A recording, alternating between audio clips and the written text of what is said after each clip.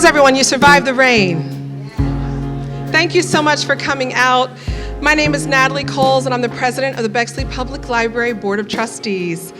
We are so grateful that you've come out tonight. We are excited to hear from the wonderful Dionne and Hanif, and we just are so grateful for your support of our Bexley Library. How many of you came to the library this week?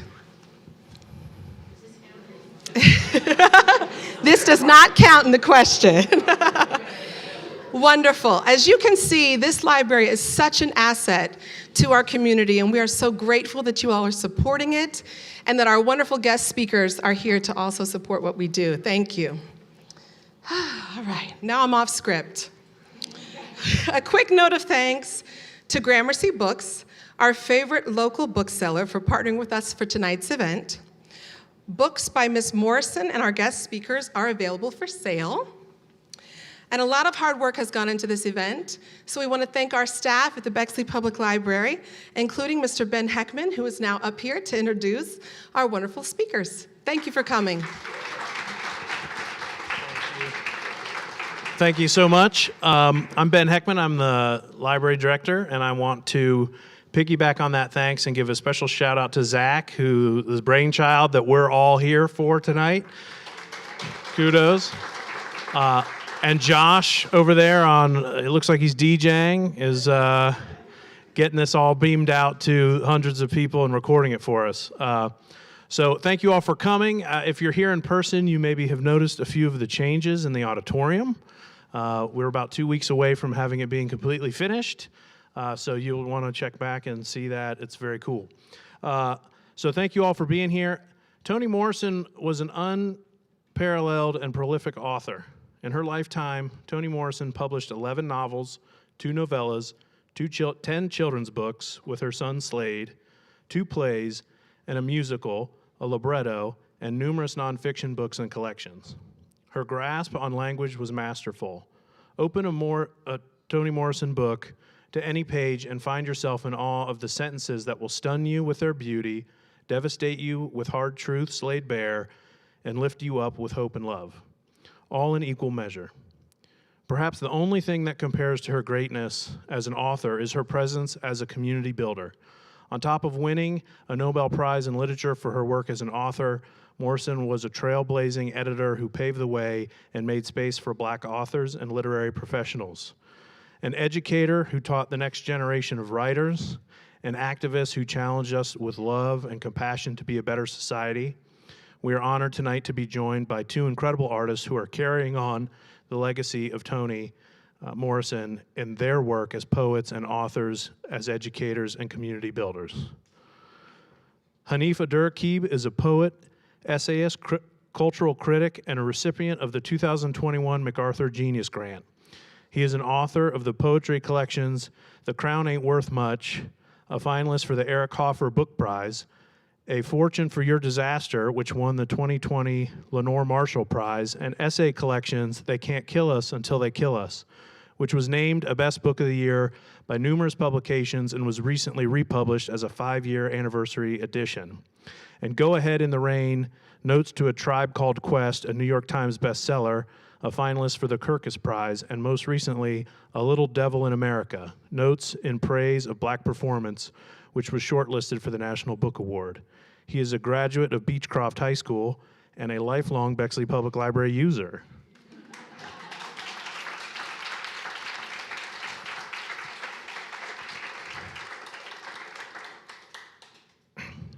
Dionne Custer Edwards is a writer, educator, and director of Learning and Public Practice at the Wexner Center for the Arts.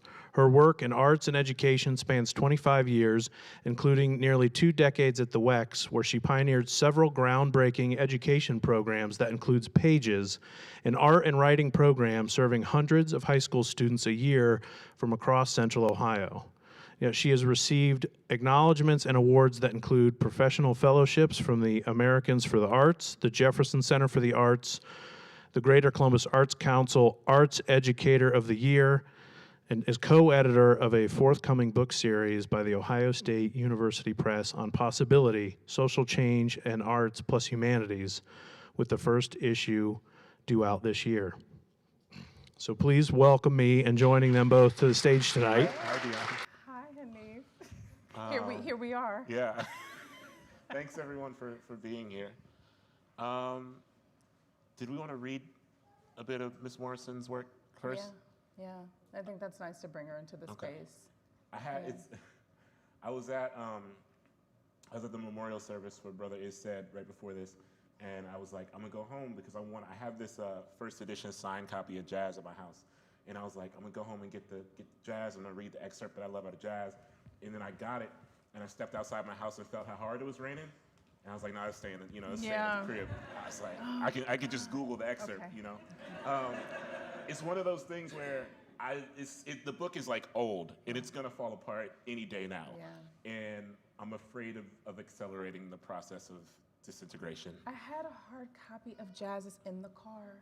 I know they're selling them outside, and I was like, but I pulled up you should read first, as I'm telling this bad story about my. No, that's how I feel about this. We'll talk about this later, but that's how I feel about. I know you see how fast I put that down was because I was like, this is fragile, and I can't be the one who ruins Dionne's book. No, it's. We'll talk about it, but I said that I've read this book, the children's book, the Big Box, by Toni Morrison and Slade Morrison. I have 3 children, and my oldest is 18, and so I've read this book, and it's been an important one, and maybe we'll get into it, sort of how Toni writes about children in her work. Do you want me to start? You should start. Okay.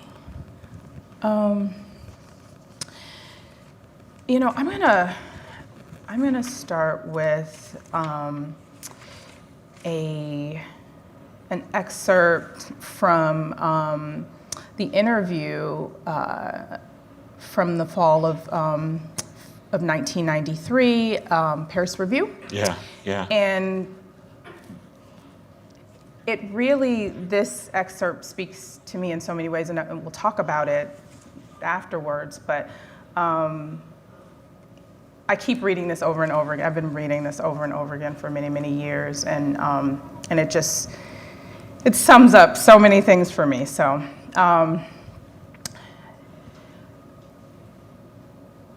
Toni Morrison writes, "Writing before dawn began as a necessity. I had small children when I first began to write, and I needed to use the time before they said, 'Mama.' And that was always around 5 in the morning. Many years later, after I stopped working at Random House, I just stayed at home for a couple of years. I discovered things about myself I had never thought about before. At first, I didn't know when I wanted to eat because I had always eaten when it was lunchtime or dinner time or breakfast time. Work and the children had driven all of my habits. I didn't know the weekday sounds of my own house. It all made me feel a little giddy. I was involved in writing Beloved at the time. This was in 1983, and eventually I realized that I was clearer-headed, more confident, and generally more intelligent in the morning. The habit of getting up early, which I had formed when the children were young, now became my choice. I am not very bright or very witty or very inventive after the sun goes down. Recently, I was talking to a writer who described something she did whenever she moved to her writing table. I don't remember exactly what the gesture was. There's something on her desk that she touches before she hits the computer keyboard, but we began to talk about little rituals that one goes through before beginning to write. I, at first, thought I didn't have a ritual, but then I remembered that I always get up and make a cup of coffee while it is still dark. It must be dark. And then I drink the coffee and watch the light come. And she said, well, that's a ritual. And I realized that for me, this ritual comprises my preparation to enter a space that I can only call non-secular. Writers all devise ways to approach that place where they expect to make the contact, where they become the conduit, or where they engage in this mysterious process. For me, light is the signal in the transition. It's not being in the light, it's being there before it arrives. It enables me in some sense. I tell my students one of the most important things they need to know is when they are their best creatively, they need to ask themselves, what does the ideal room look like? Is there music? Is there silence? Is there chaos outside, or is there serenity outside? What do I need in order to release my imagination?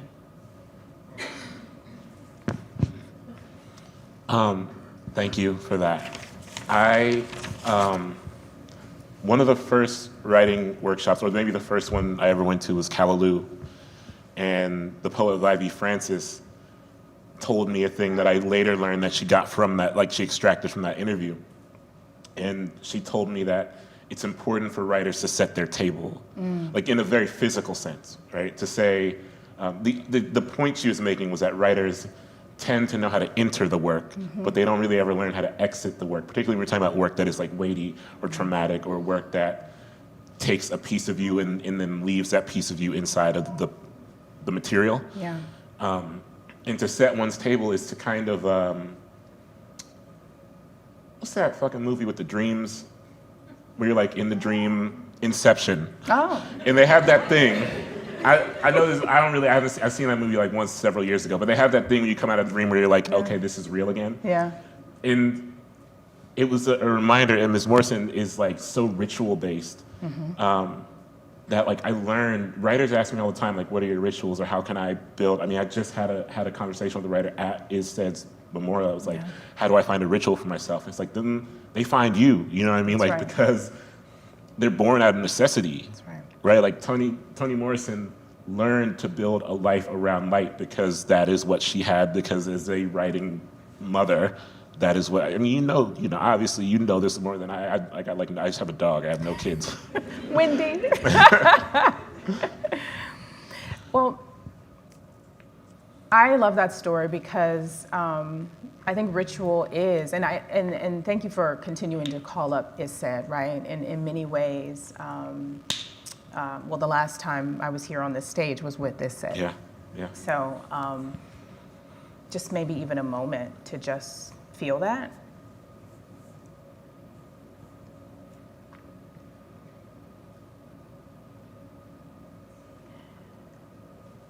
There is something about the dark. I very much find that my brain is doing something incredible in the early morning. And so part of it is all the people in my house are asleep. Yeah. And I can do a great many things. I'm masterful, like I take care of a lot of things.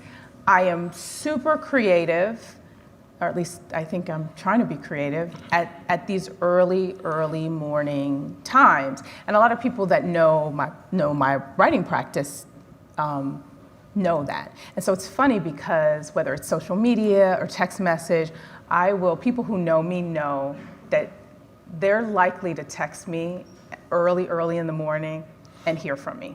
Yeah. Like that's the time to catch me.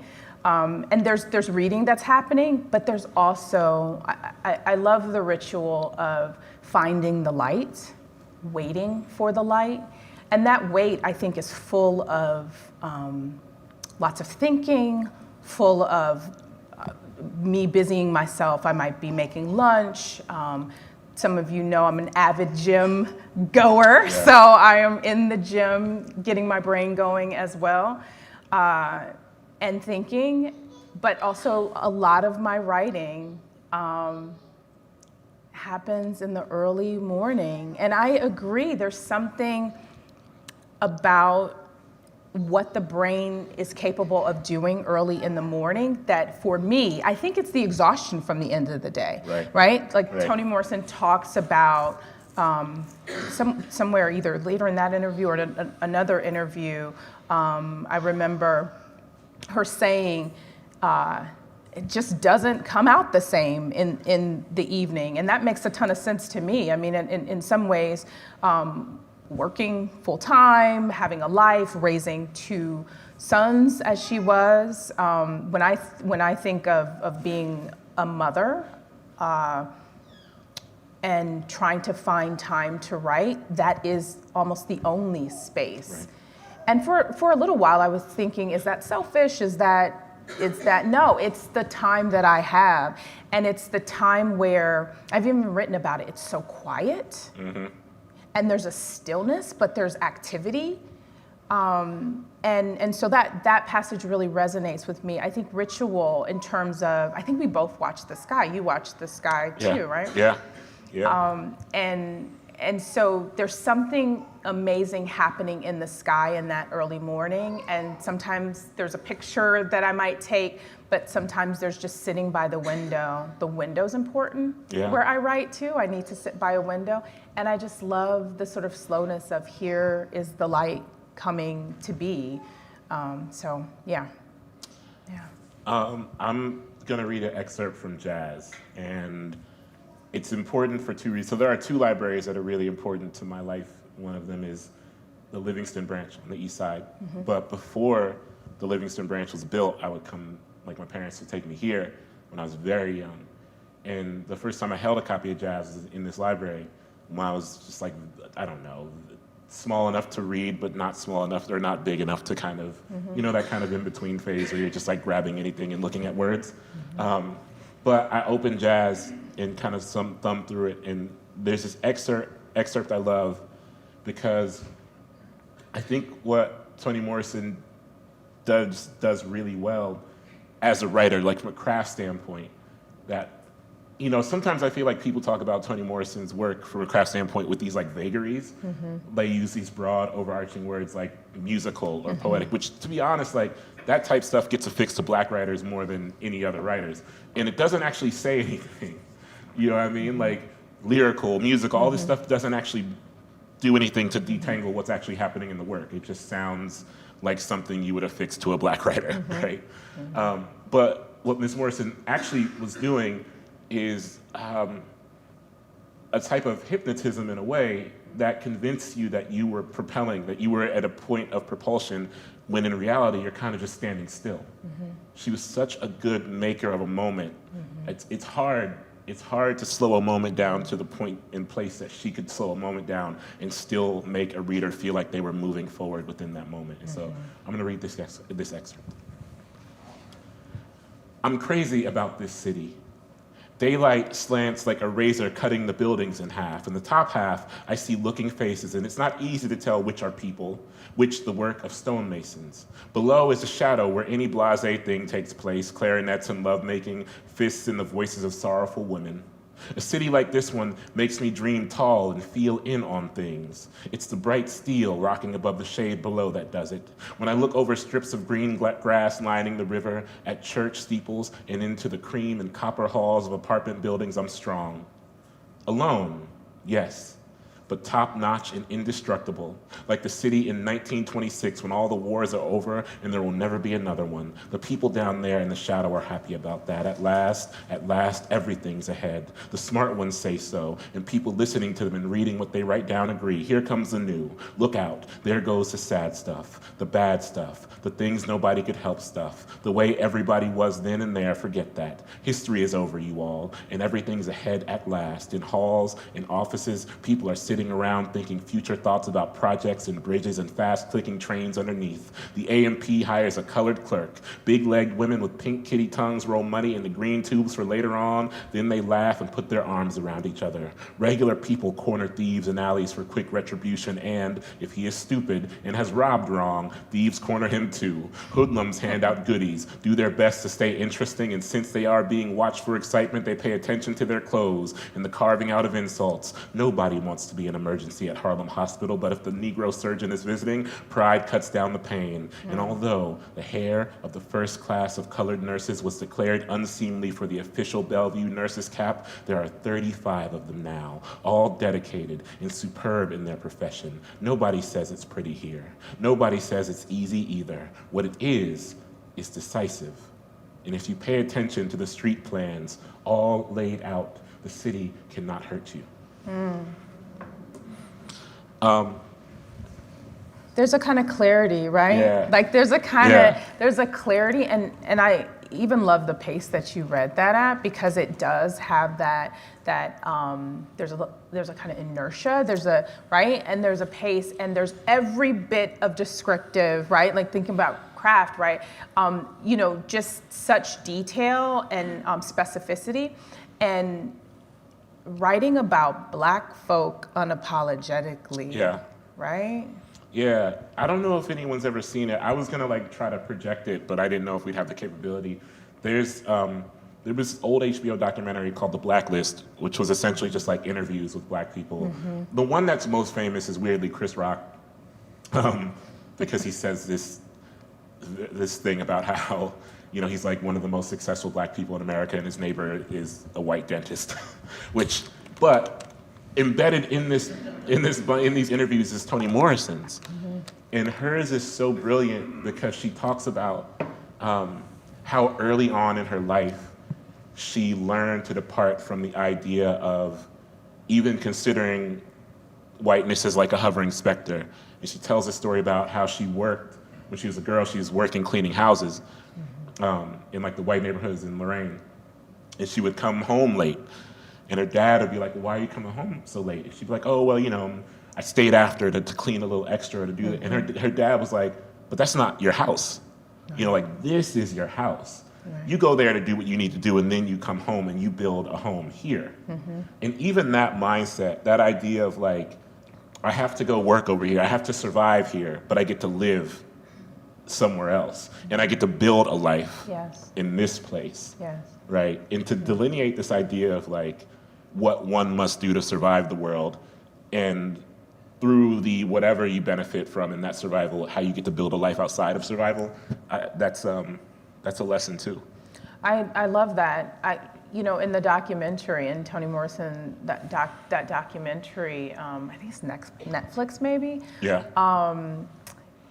Where she talks about her grandfather and language and reading, and really sort of talks about reading as a kind of revolutionary act, and how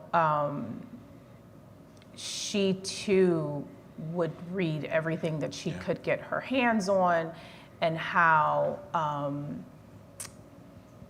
as she was sort of progressing in life and progressing in her career, this idea of writing in a way that wasn't about pleasing white people, right? And how there was a lot of criticism for her work. It's like, you're not writing enough for white people, right? Like you're not, and she talks about really not wanting to write toward the white gaze, and how somehow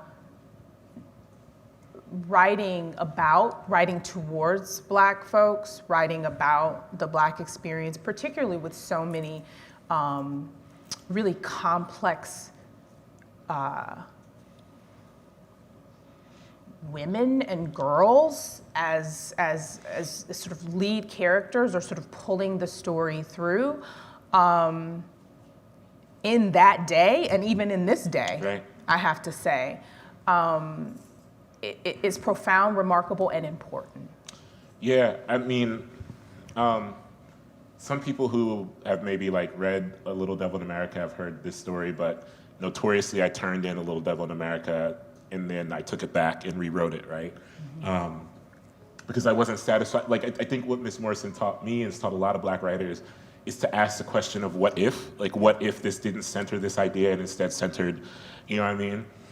And my approach to that was like, well, what if this wasn't a book about the history of appropriation, and instead was just a book about, like, what if I just want to say Soul Train was great? Like, what if I just want to evangelize, like, you know what I mean? Like, what if I just want to evangelize about these Black performers? And to understand that there is a world where people can't even fathom that, like, can't even fathom a book that's not trying to argue for, you know, but like, for me, from where I am coming from, what is it, you know, if we're talking about Aretha Franklin, what's there to argue? You know, me and the folks I love aren't arguing about this shit, you know what I mean? Like, it's there, the greatness is there. And so I think there's a permission too that I return to. I read Miss Morrison a lot, but when I read, my favorite book is jazz. My favorite book of hers is jazz. And I love how she wrote complicated Black women without punishing them. Yes. Right? Like Yes. through the text, Yeah. she would write women with complications, flaws or what have you, but that process of massaging those complications out didn't come necessarily at their expense on the pages. They didn't even if they were suffering, it wasn't like retribution for their flaws. Right, right. I mean, it makes me think about Pecola Yeah. in The Bluest Eye. Yeah. Like, tragic, Yeah. right? And still, oh, it's so complex. Sort of the scenes of her abuse, it's so complex. I mean, even just thinking about,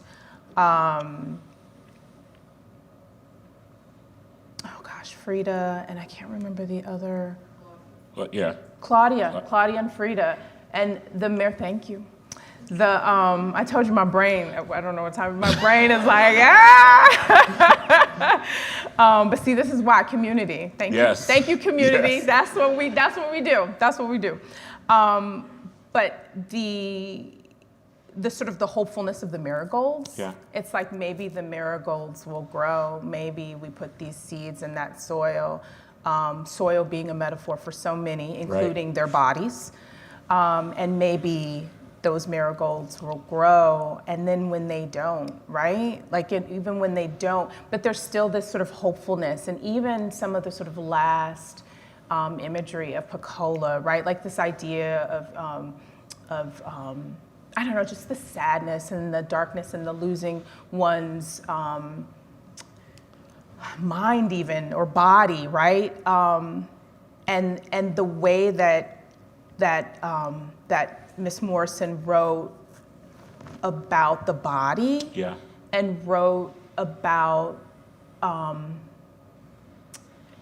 what the world might do to the body, particularly a Black girl body, a Black woman's body, what happens to the body, and the complexity of what is happening to the body in a world, in a society where maybe these bodies are seen in a way that is less than, or that is not included, or whatever the way that body might be seen, and how there was still light, there was still hope, there was still something tender. And it does remind me of, that sort of hard and tender, right? Yeah. It reminds me of A Little Devil in America, when you talk about spades, and then when you talk about the sort of tenderness between, it might have been Wu, where you talk about Wu, like the tenderness, the Wu-Tang, right? And just this idea that that there might be tenderness as well as, it's like that harmony and hard, right? It's that, and she could do that in a way that you could not stop reading, you could not stop thinking about it. You almost can, what's about to happen, and yet you can't stop reading. And then it's so also tender. Right.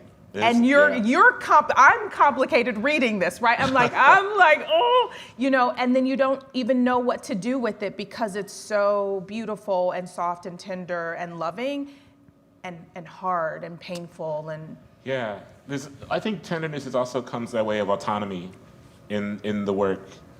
Because what I also think that she did was, Black women had autonomy in her book, like autonomy to leave things, autonomy to own what leaving means. Yeah. I have I still to this day, I still actually don't know who sent me this, but like one of my friends sent it to me, and none of them has admitted it, or maybe like I have a stalker, but hopefully it's the former and not the latter.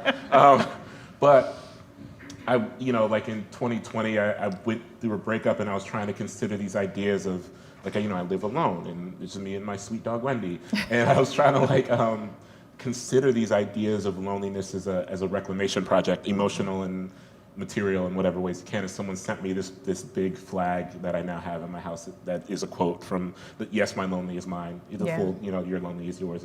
But I think all the time about how Miss Morrison offered autonomy to her characters, particularly the women, and that too is something that is a little bit more rare, even in like all forms of writing and media now. Yeah. but it still is exciting for me when I read something or watch something or whatever and kind of see a Black woman exiting on her own terms and building up a world that is her own. I mean, it's a very like 90s R&B. You know, I grew up on 90s R&B. You know what I mean? So it's like, I mean, that is where I saw it like most manifested, right? Like I think like I grew up on it's like, 70s R&B, it's like leading into 80s and 90s, right? Yeah. It's like a funny. I mean, like you can draw. It may be funny on its face to say that I draw a direct line between Mary J. Blige and Toni Morrison, but it's like these things are blueprinted throughout a history. Absolutely. So, no, Mary J. Blige, you could count on Harmony and Hard. Yeah, and you could absolutely. count on Joy and Pain. I mean, you could all It's of there. it is all and there. you learn that. You learn that whether or not. Very much so. Whether or not you realize that it's happening or where it's coming from, right?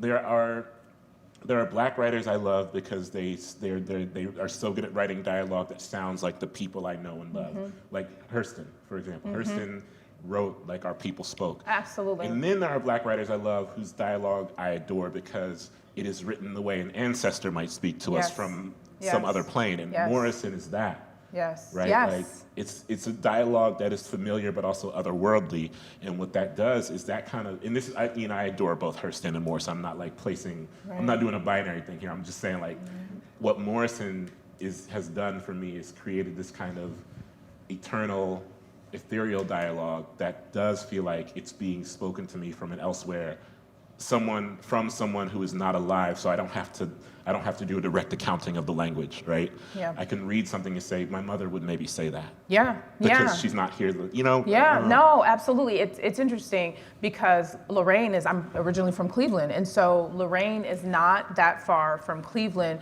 The characters that Toni Morrison made, right, and surfaced for us sound very familiar, right, and sort of not in an exact way or something specific that they've said, but I'm like, I know these folks because these folks are me, right? I know these women because these women are me, and I write so much into even that tradition, into a woman having a voice, a woman having her own terms, and I appreciate agency and autonomy. I'm going to call that up in a minute with the way that Toni Morrison wrote about children too, because I want to talk a little bit about that. But I appreciate the literary tradition of a Toni Morrison, a Lucille Clifton, a Gwendolyn Brooks, a Rita Dove, right? Like these are the folks that I'm writing inside of and calling to and saying, these are my mothers. Yeah. These are my mothers, right? And when I say mothers, I say grandmothers and aunties and mothers who weren't quite mothers, mothers who would have a little something to say to you if you were a little bit beyond where you needed to be, or, you know, we were mothered, right? There were mothers and mothers and mothers, and I'd like to think in some ways that might be me sometimes, right? Like, you know, when I, like there's big love, and so I'm definitely inside that tradition. But I want to revisit what you said about a kind of autonomy or agency, because what I appreciated about Miss Morrison, particularly around, I didn't realize that there were 10 children's books actually that she wrote with Slade Morrison, which is really lovely. But there is this one, The Big Box, which is a book that I have read to my now 18-year-old, my now 13-year-old, my now 10-year-old. And it's interesting because when I grabbed this book to bring it, and it is delicate, right? Like you don't want to, it's going to just fall apart at any minute. You're like, oh. When I grabbed this book to bring it, my 10-year-old was like, you're not getting rid of that book, are you? Like he hasn't touched this book in like so long, right? But I'm like, no, I just want to share this book with, you know, with community and with people. The Big Box is very much that kind of a story. And when I think about even the way that we're trying to raise our kids to, you know, there's balance here, right? To have a sense of inquiry. And it's just like, Okay, do it respectfully though. Yeah, yeah. I'm gonna need you to Yeah. be respectful, but ask the questions, Right. Ask the questions, and also you're telling me who you are in the world.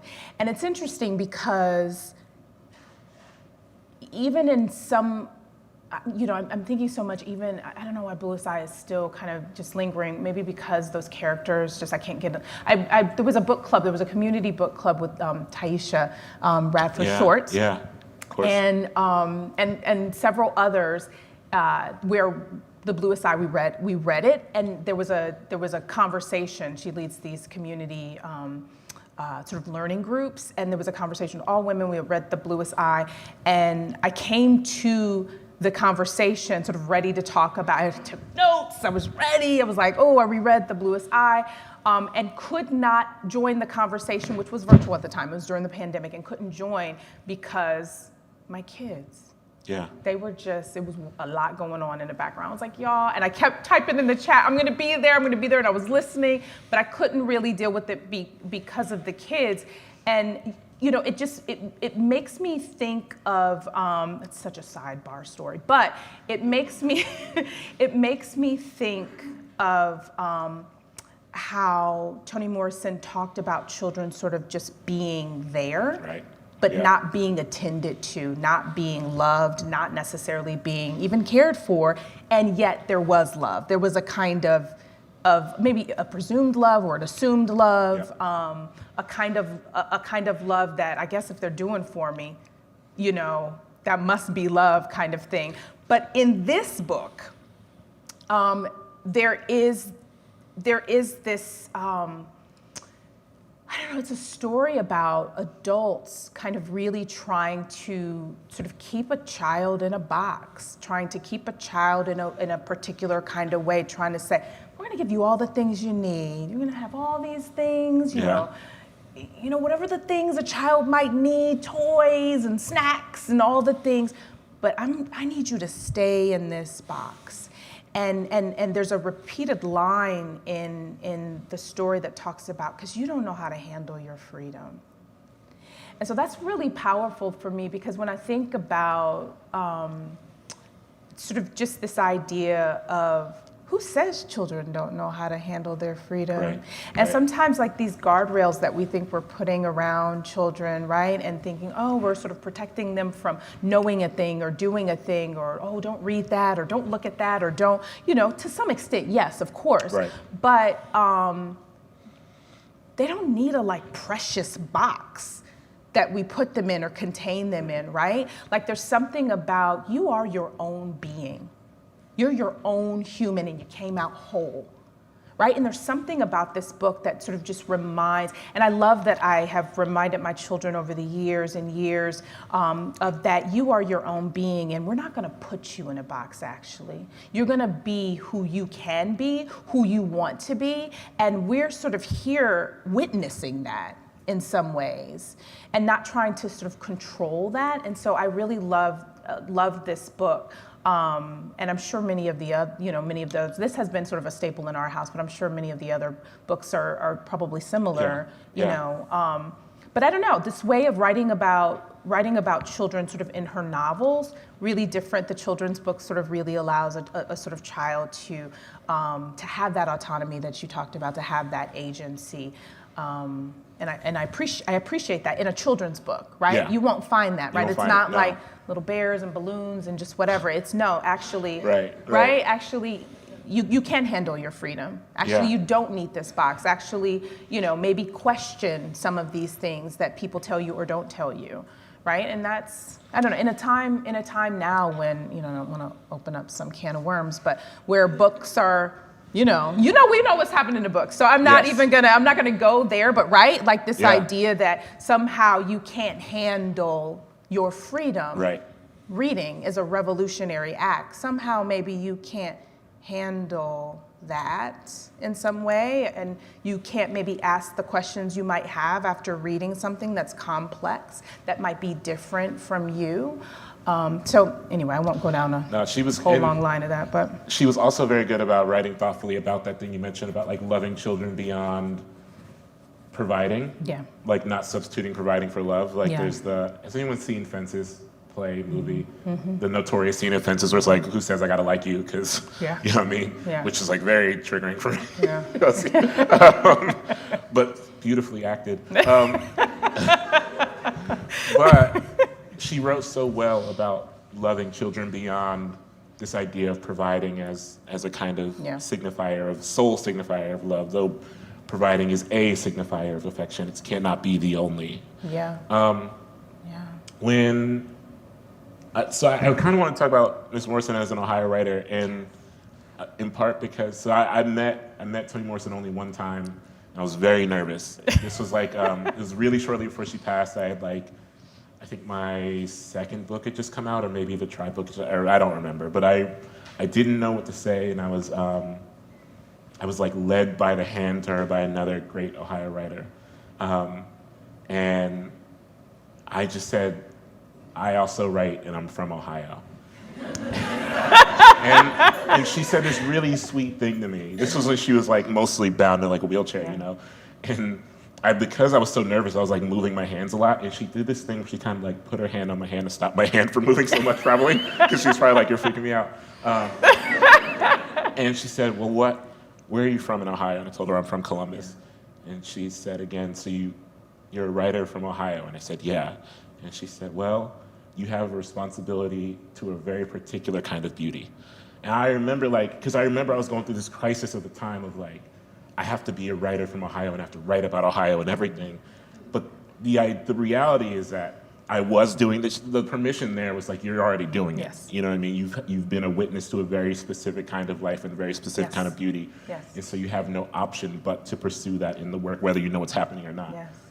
And I think about that often, not just because it was like, you know, I met my like literal hero. Like I don't really have any heroes except Miss Morrison, and that's it. That's it.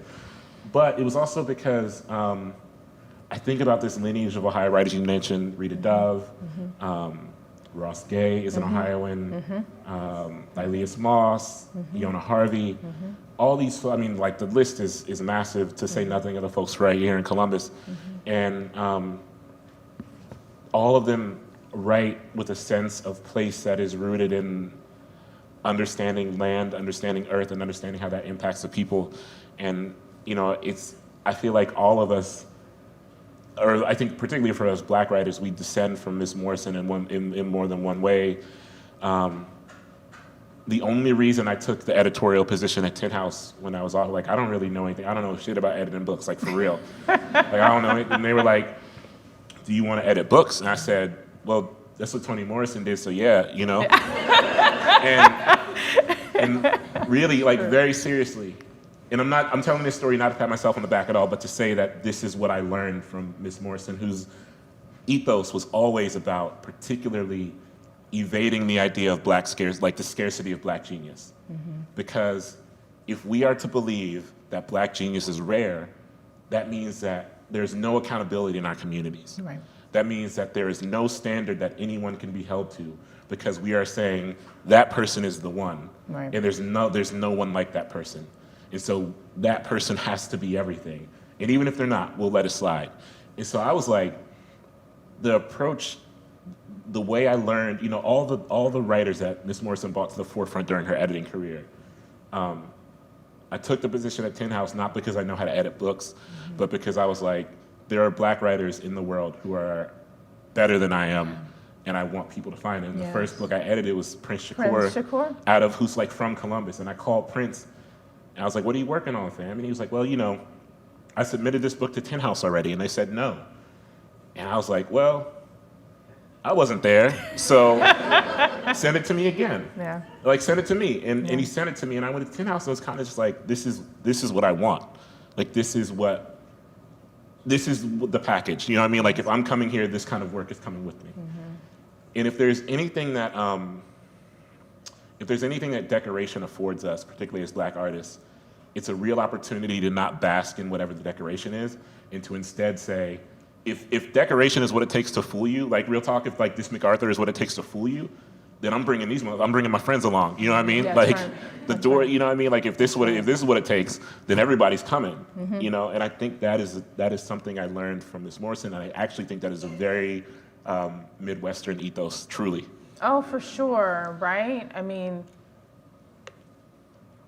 she ushered in Angela Davis. I mean, she ushered. I mean, you know, she ushered Toni in K. Bambar, Toni like- K. Bambar. Exactly. It's it's interesting that that you bring up Prince, because I had just come off of working with Prince, doing community-based work.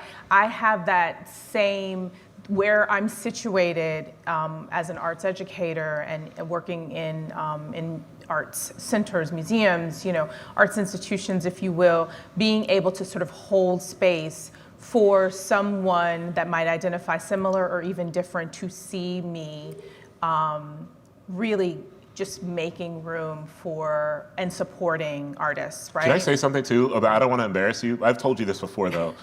There's a real lineage between you and Miss Morrison as well, because there's a real act of sacrifice that you commit to when it comes to like your own. I mean, people know. I hope people know in the room that Dionne is also a brilliant writer, who, to some, and I don't say sacrifice is like a pejorative, but like to some degree, who has sacrificed her own writing for the greater good of a lot of writers. Like not in a lot of like young writers, a lot of older, just like a lot of people. So I think, I don't know, before you got, because I feel like sometimes you like humbly tiptoe around that, but there's a real brilliance to that level of sacrifice. Yeah. Thank you for saying that. And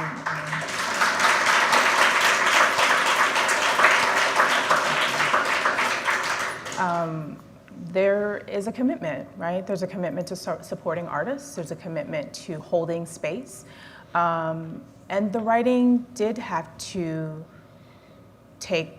move to the side. Maybe there would be a different career that I might have if I made a different choice, but this was the choice. Yeah. And I don't take it back.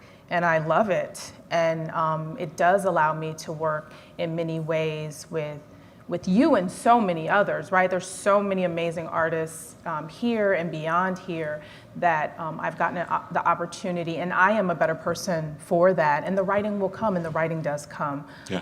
I want to circle back to meeting Toni Morrison, because I did too. In the 90s, back when Frank Hale, the Frank Hale Center, Yes. the old Yeah, Frank old Hale Frank Hale Center, Center, where we used to gather and could find a place, and back when sort of, I don't know, just we would find each other there, and Ohio State. I went there for undergrad, and Ohio State was a big place, and the Frank Hale Center was just some place we could find each other. But I remember, and I feel like maybe I've told you this story, or somebody in this room knows this story, but I remember deciding that I was going to be an English major and calling my mom and saying, "Mom, oh my God, I'm going to be an English major. I'm so excited. I love my classes. These are my people. Like, we read stuff, we write stuff." Yeah. Just was loving it. And she said, "Well, I was wondering when you were going to decide that, when you were going to choose the major that that in her mind it felt that was a natural, right, that would be a natural thing for me to choose." And I said, "Well, why didn't you tell me?" And she was just like, "Well, you never would have done it, right? You never would have done it." It's true. But it was right after claiming my major, English as a major, that I met Toni Morrison. And it was just a handful of us. She had spoke that day, given a talk, and a few of us had gathered around. And, I said to her, of course, I'm honored to meet you, the whole thing, right? Yeah. So nervous. Yeah. But I had just claimed that I was an English major, like, I'm a writer, I'm gonna write, and she really sort of gave me a kind of comfort and reassuring and support that was indeed the decision to make, and that I would figure out what to do with my words. Yeah. Right? Like she said, you'll figure out what to do with your words. And I thought, okay, Toni Morrison just told me that, okay. All right. But it was that kind of reassurance from the elders. Right. From the elders to say, you're doing good, girl. Keep going, you're doing good.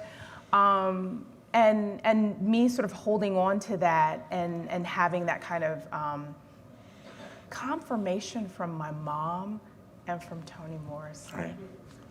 It's like, a few weeks ago, whenever LeBron broke the scoring record, I got called up to do an interview. And I want to preface this by saying, like, a lot of love for Bron, like, whatever. But the interviewer went on this thing, and then they were like, like, you're a notable Ohioan, and so it's important, like, you think LeBron is the greatest Ohioan to ever live? I was like, oh, no, brother. I'm sorry, like, you know what I mean? Like, the interview never got published because I think they were expecting me to be like, yeah, of course. So I was like, brother, no. And I said, I was like, I got truly a lot of love for LeBron, but like, for me, it's like Toni Morrison and then everyone else. And, granted, if I were to make an Ohio Mount Rushmore, it'd be like an entire mountain range, and undoubtedly LeBron would be on it somewhere. But, it's like LeBron and John Glenn and Halle Berry, I don't know. All the Ohio players. Jermaine Stewart from right here on the east side, Columbus, Ohio. I don't know. Yeah, it would be a lot. Maybe Halle Berry twice. But what I'm saying is, this is a hard pivot, but I am coming from, and I know a couple people in the room were at ISED's memorial, and ISED, like, for those who don't know, is a legendary local poet, and the real impact of a life, to talk about like legacy, the impact of your legacy is not necessarily what you win or even like what you produce for the public. The impact of your legacy is how far the web of your community reaches and how those people love you in that container that you've built for them. Yes. Yes. And I don't know, for me and like for a lot of other Ohio writers, Toni Morrison is the blueprint, like the blueprint.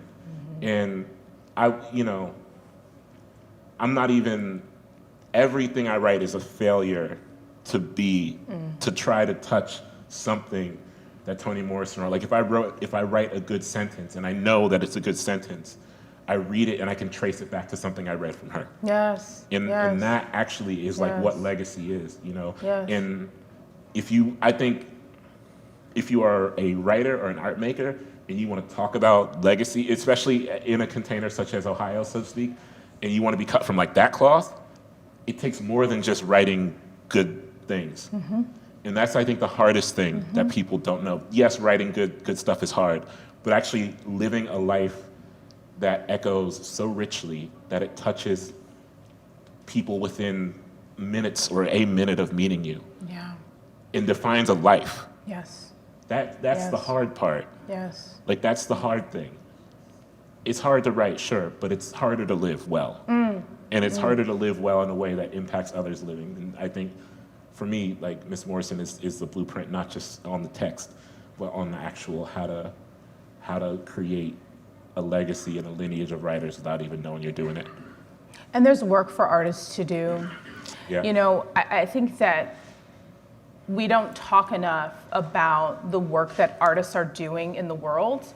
Artists are doing work in the world. And it is not entertainment purely, although we might be entertained. It is not just this thing over here that only rich people do. Yeah. It's not an added value in a K-12 education. It's a necessity. Artists are doing a heavy lift in the world, and we do not talk about that often enough.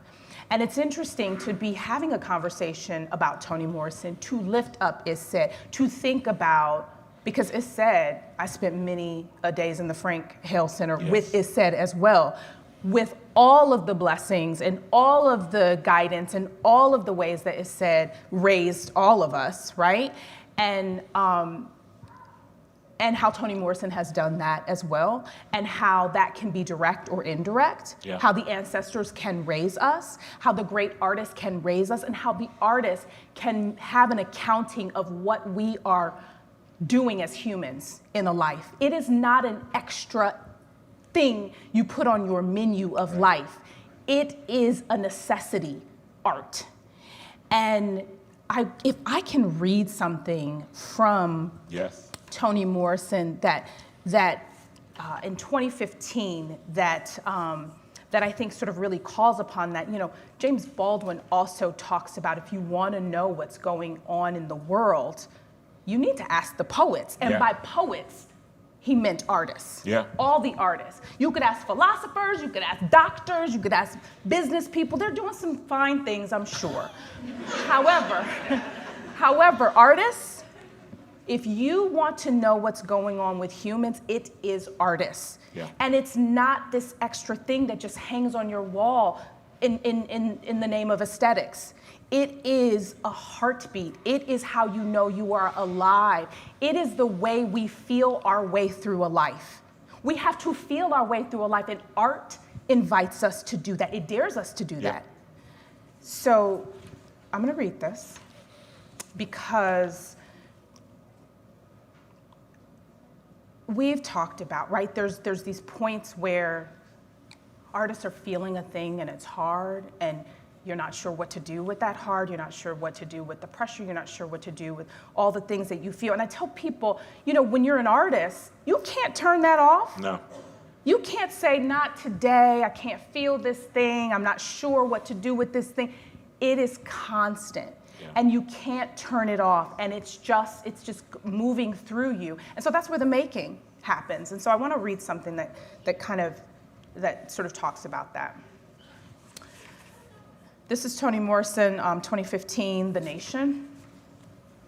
I am staring out of the window in an extremely dark mood, feeling helpless. Then a friend, a fellow artist, calls to wish me happy holidays. He asks, "How are you?" And instead of, "Oh, fine, and you," I blurt out the truth, "Not well." Not only am I depressed, I can't seem to work, to write. It's as though I am paralyzed, unable to write anything more in the novel I've begun. I've never felt this way before. I am about to explain with further detail when he interrupts, shouting, "No, no, no, no. This is precisely the time when artists go to work. Not when everything is fine, but in times of dread. That's our job." Dictators and tyrants routinely begin their reigns and sustain their power with the deliberate and calculated destruction of art, the censorship and book burning of unpoliced prose, the harassment and detention of painters, journalists, poets, playwrights, novelists, essayists. And then Toni Morrison goes on to write, "Forcing a nation to use force is easy when the citizenry is rife with discontent, experiencing feelings of a powerlessness that can be easily soothed by violence. And when the political discourse is shredded by an unreason and hatred so deep that vulgar abuse seems normal, disaffection rules. Our debates, for the most part, are examples unworthy of a playground. Name-calling, verbal slaps, gossip, giggles, all while the swings and slides of governance remain empty." Ms. Morrison writes further, "None of this bodes well for the future. Still, I remember the shout of my friend that day. No, this is precisely the time when artists go to work.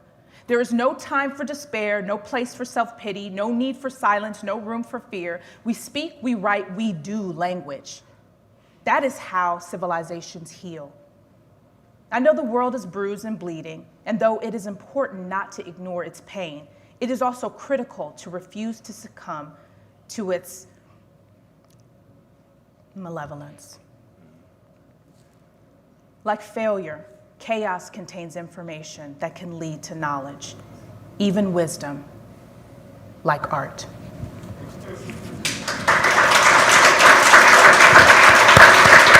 I do want to, I don't know, did y'all have time like slide out for questions? Because I don't want to like we were like, I don't know if people are going to ask questions, but. If you guys are all right. Sure.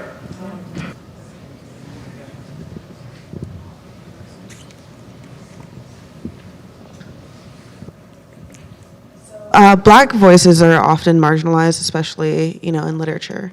And Toni Morrison, she had a very distinct voice, but she also became a voice for our people. How do you encourage authors, writers, artists to find the balance between their voice and also the voice for their people? I don't know, there has to be a balance. Maybe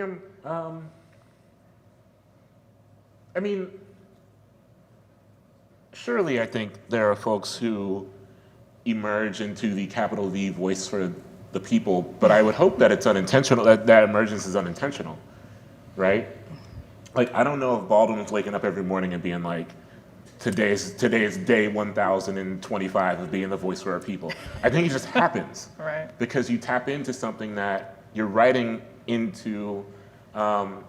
I sometimes think like Black creativity in any landscape, but like, let's say the American landscape is pushing into an absence. You're creating into absence, or you're creating into what wasn't always absence, but had something stolen from it, right? And I think in the process of that making, in the process of like running into that absence, you are fulfilling a need, ideally not just for yourself. And if you're fortunate, if that need is fulfilled for enough people, then you become a resonant voice. But my hope is that that's never intentional. My hope is that it's just what one is called to do, and then the results of that calling lead to some sort of legacy. But again, I think like Ms. Morrison, that legacy is not just in the writing work. That legacy is also saying other people are coming along with me, because there's potential for as many voices of the people as there are people, you know? And so I think some of that too is saying like, I am not going at this alone. And as a matter of fact, not only am I not going it alone, I actually require not just an audience, but I require a community to walk alongside me.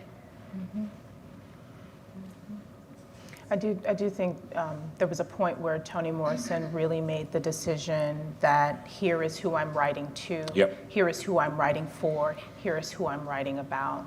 And it just became that. That was what the work was, right? And I think people all around who comment on art, and who, they have things to say about it. But I think there was just a point where she said, this is what I'm writing to, and this is who I am. And, okay, don't publish me, but, right? So. Eventually you're gonna have to, you know what I mean? Like, it's one of those things where like, I don't know, not to,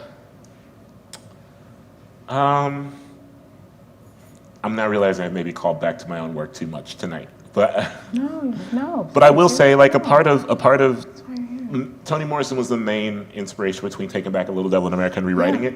And the idea was like, I know this might displease you, but you're gonna have no choice. You know what I mean? Like I'm not a very confident person in most aspects of my life. But because I could channel Toni Morrison, it was this thing where it's like, I'm gonna take this book back and write it in such a way that even if you're mad that it's mine again, if you don't wanna publish it, you're gonna have no choice because somebody will. You know what I mean? Like, it's one of, so I think like Toni Morrison is one of those things where it's like, this is who I'm writing to, this is who I'm writing for. If you don't want to publish it, that's that you are fucking up. You know what I mean?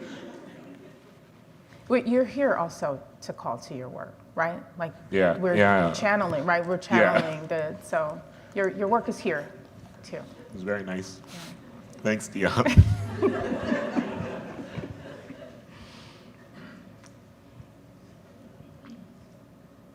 I also realized I've cursed a bit tonight. Hopefully that's cool. I was like with the, shout out to Kim Letty and the Mosaic folks. I was like kicking it with Mosaic folks a couple weeks ago, so I pop in on them sometimes, the high school program. Yep. And I was in there like talking how I talk, and then one of them in the Q&A was like, or like they do a great talk back at the end. And they were like, listen, I love that she don't apologize for cursing because, you talk to us like we're adults. So I was like, that, unfortunately, you've gassed me up even more, you know what I mean? Because I thought I was watching myself. So, I guess I shouldn't apologize. But, I feel like the library is like hallowed ground. It's like cursing in a church, which I have also done, unfortunately. Can you tell us a little bit about how Miss Morrison came to Lorain or came to Ohio and what the influences were of her family in her work? You know, I think that I remember in the documentary, and oh my gosh, Toni Morrison scholars, don't at me. But, you know, I do think through, like so many other Migratory patterns. Yeah, exactly. Sort of migrating from the south to the north for various reasons, sometimes fleeing, sometimes, you know, there's opportunities. You know, Lorain had was it steel, I think? Steel there was time, steel. And so really sort of finding a different life, saying, hey, I'm about to leave the south, because the south, there's a lot going on here, and I'm about to take my life here, and if you want to stay married, then you come with me or not, you know? And so it's interesting because actually my grandmother came up from Birmingham. I think her family came up from Birmingham. My grandparents came up from Birmingham, but then my grandmother on my mom's side came up from Sparta, Georgia, and was like, we're gonna go to Cleveland, and I don't know if you're coming, but I'm gonna take these kids. Yeah, that's where we're gonna be. So, you know, that was a sort of maybe not a fulfilling answer, but that's kind of what I know. You know, what do I see? In terms of her family. Yeah. The story of coming to Of the migration.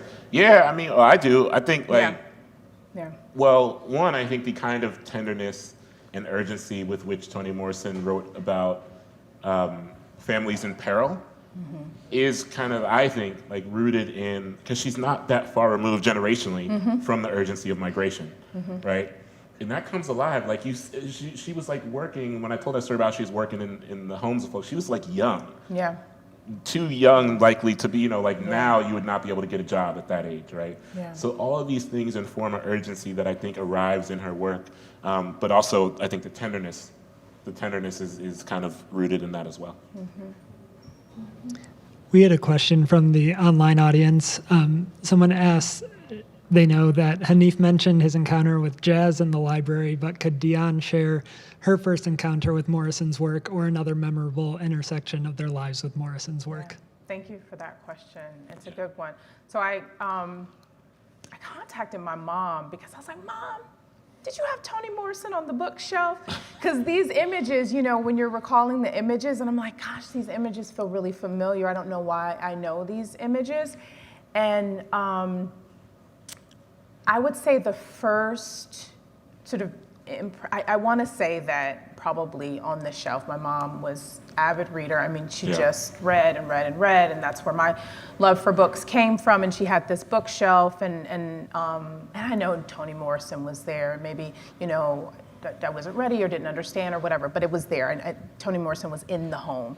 But some of my first memories are in undergrad, actually, taking what was then called Black Studies. Now it's African and African American Studies, but it was Black Studies then. And, you know, I was taking Black women writers classes and taking African American women writers classes.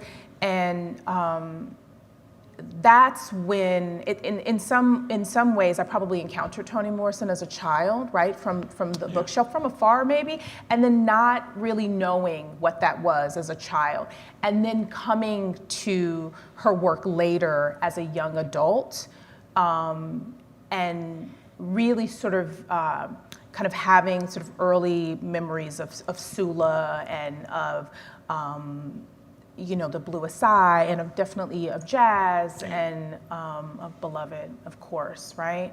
And not even really ready for that in undergrad as a young adult, and then coming to those works later, because I don't know, you just keep rereading Toni Morrison, right? It's just like, I've lived a little, maybe I'll get something even, I just feel like I get something more, like, you know, you just keep reading the work, and just it's like, okay, I've lived a little, I've had a few experiences, I get this.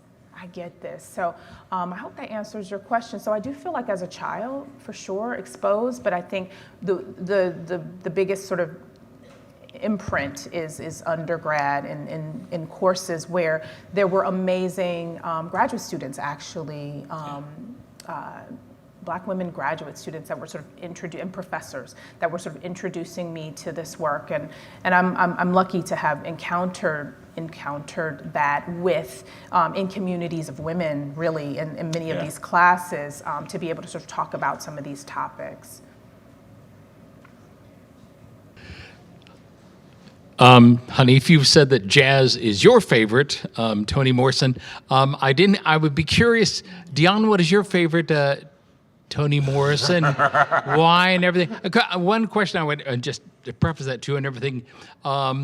Critics, I think about 10 years ago, said the greatest novel of the last 25 years was Beloved. And of course, I think it's where did the two of you see, because I think it's her most famous work, partly due to Oprah, but where do you see that in her canon of works and everything? And so so about that, and also your favorite book, Dionne. Oh, favorites. Don't ask me the favorites question. Favorite, I don't know. I do actually really love jazz also. I really love that. It's in the car right now. I really love that. I can't stop, maybe it's not about favorite, it's the book you can't stop thinking about. And I do think that the Bluest Eye, I can't stop thinking about it. I just can't stop, right? And I feel like it keeps coming up in my life. Beloved scared me and just really, I definitely, that sat in my gut and stuck to my bones. I mean, even Sula, right? But I don't know about favorite, right? In some ways there's, and then, I don't think we talk enough about the essays, right? Essays are beautiful. The essays are amazing. Yeah. And so there's a couple of collections of essays, and then children's books. So I don't know if there's favorites, but there's definitely, I continue to love the big box. So, I feel like my brain works in favorites, unfortunately. And so I will say, obviously all of the books I love, but Beloved is my fourth favorite Morrison book after Jazz, Sula, Bluest Eye. Yeah. Sula, I grew up with a mother who loved books, who loved reading, and I think my mother put a lot of books in my hand, or just had a lot of books around that were about quote unquote complicated women or written by women. One of the first books I ever read was Your Blues Ain't Like Mine, B.B. Moore Campbell. These kind of things. So Sula really spoke to me even as a young person. But I say a lot to say all those books are, the best book of all time. So. And there's this idea of a sort of complicated character. I think of Kerry Washington's character in Scandal, complicated character that I love, actually. And I miss Scandal in the writing, but there's the complicated character, but there's also the complicated society and the complicated life. There's the perfectly amazing, wonderful woman who is the center of this story, that is living in a world that will maybe never accept her, never think that she's beautiful, never think that she's worthy, never think that she's valued, never think that, and then you still sort of have to make a life. And so that's some of it too. Dionne and Hanif, thank you so much for your writing and for being here tonight to celebrate Toni Morrison. Thank you so much. Thanks, everybody.